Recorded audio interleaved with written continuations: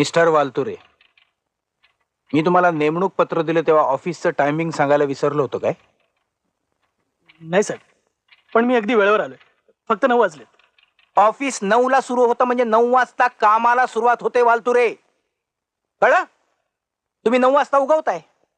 आता मस्टर सही करायला 5 मिनिटं, जागेवर जायला 5 मिनिटं, पेन आणि फाईल शोधायला आणखी 5 मिनिटं, आणि प्रत्यक्ष कामाला सुरुवात करायला आणखी 5 मिनिटं. म्हणजे तुम्ही 20 मिनिटं फुकट घालवणार. वर्षाचे दिवस किती?